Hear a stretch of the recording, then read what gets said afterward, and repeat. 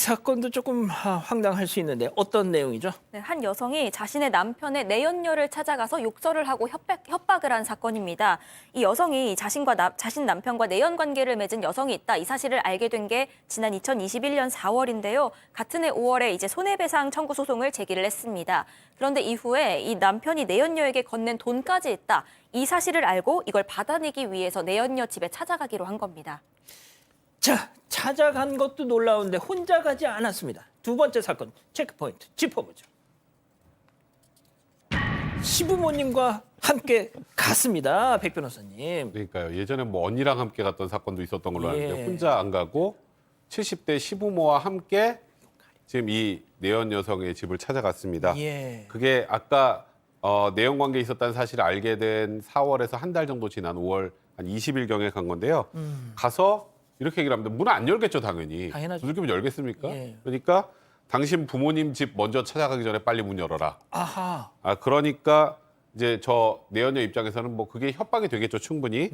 그래서 본인이 어쩔 수 없이 문을 열자 바로 신발을 신은 채로 내연녀의 집 안으로 돌진했습니다. 아, 신발 신고 집 안으로 돌진했다는 거 보니까 교수님 뭔가 그 집 안에서 그냥 차분하게 차 마시면서 말로 풀진 않았을 것 같네요. 물론 이제 뭐 남편이 그 어떤 불륜 그 상대이기 때문에 화가 났다라고 하는 것은 충분히 이해를 한다 하더라도 일단 들어가서 무릎 꿇어.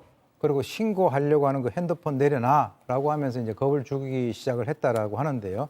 그래서 이제 이 내연녀에게 앞으로 절대 우리 남편하고 연락을 안 할 것이고 만약에 연락을 하면 한 번에 1억 원을 지급을 해라라고 하는 이 각서에 서명하게끔 이제 강요한 거죠. 그러니까 한 10번 만나면 10억을 갖다 내야 된다는 얘기죠. 그리고 이제 이 불륜 사실을 그 여성이 직장 가족에게 알리는 것에 동의를 하면서 법적 책임을 갖다 묻지 않을 것이다라고 하는 그런 취지의 각서에 서명 날인하게 했고요.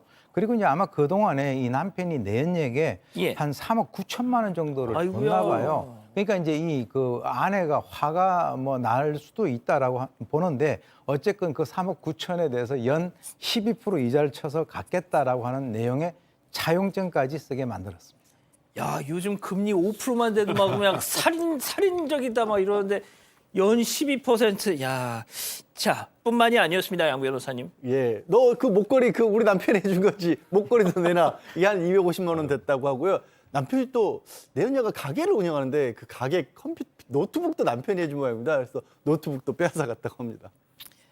아, 교수님, 보통 이제 근데 제가 이 관련 기사를 봤어요. 여러 매체에서 다른 기사를 봤는데 댓글이 다 이 시부모님과 이 부인을 두둔하는, 이 세상에 이 정도도 못하면 이게 나라냐 막 이런 말씀들이 많으시더라고요. 그래서 아까 제가 말씀드렸는데 지금 남편이 그 불륜을 하면서 3억 9천을 다른 여자한테 갖다 줬다라고 하면 보통 여성들 같은 경우는 다 전부 다 격분하죠. 그런데 이제 문제는 보통 찾아갈 때 언니, 형부, 친구 데리고 가는 경우는 봤는데 시부모를 동반해서 방문하는 케이스는 저도 이번에 처음 보는 것 같은데요.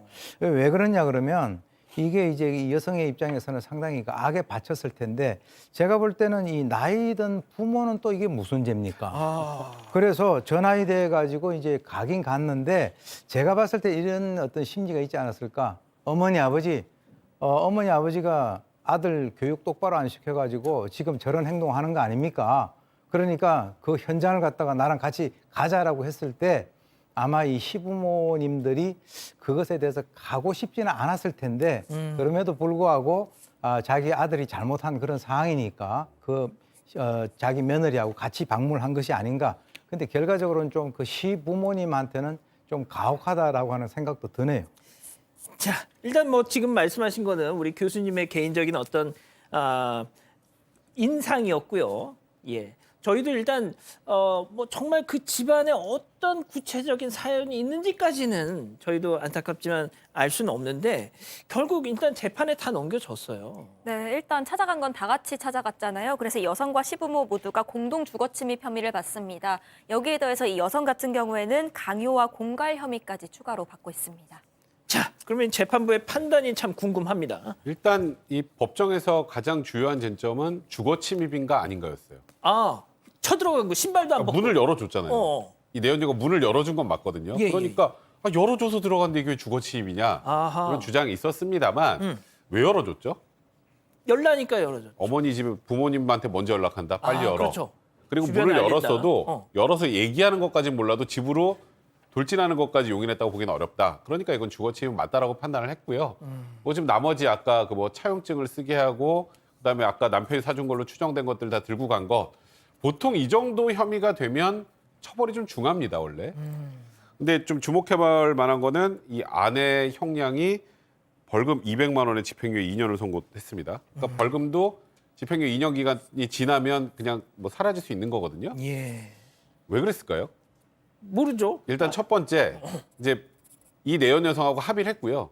아. 두 번째는 예. 오죽했으면입니다. 오죽했으면. 그러니까 재판부도 아, 판사도 사람이기 그렇구나. 때문에 분명히 이런 행동을 하면 형사적으로 처벌을 받지만 그래도 오죽하면 이랬을까가 이 안에 들어있는 것이고요. 뭐 그렇다고 제가 이런 일이 생기면 하시라고 말씀드린 건 아니지만 예. 아까 많은 분들이 여기 두둔했다 그러셨잖아요. 예.